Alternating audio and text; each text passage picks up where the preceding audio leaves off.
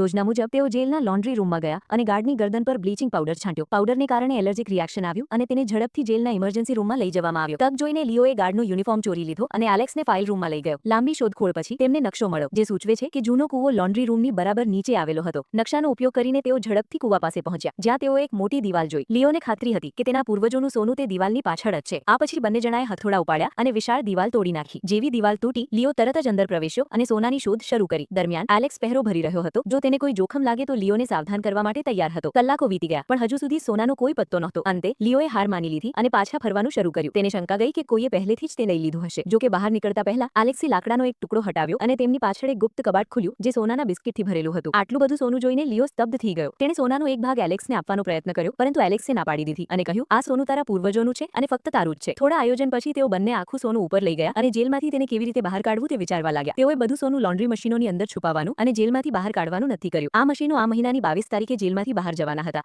અને લિયો પણ 22 તારીખે છૂટવાનો હતો. જો કે 22 તારીખ આવે ત્યાં સુધી હજુ ઘણો સમય હતો અને ત્યાં સુધી તેઓએ સોનું બીજાઓથી છુપાવી રાખવાનું હતું. તેથી લિયોએ તેની બુદ્ધિનો ઉપયોગ કર્યો અને બધું સોનું એસિડની ડોલમાં મૂકી દીધું. એસિડ ગમે તેટલો ખતરનાક હોય, તે સોનાને નુકસાન પહોંચાડી શકતો નથી. લિયો તેના પૂર્વજોનું સોનું પાછું મેળવીને ખૂબ જ ખુશ હતો. તે હવે તેના તમામ દેવા ચૂકવી શકતો હતો અને જે વાર્તાઓ તે હંમેશા કહેવા માંગતો હતો તેના પર ફિલ્મો બનાવી શકતો હતો.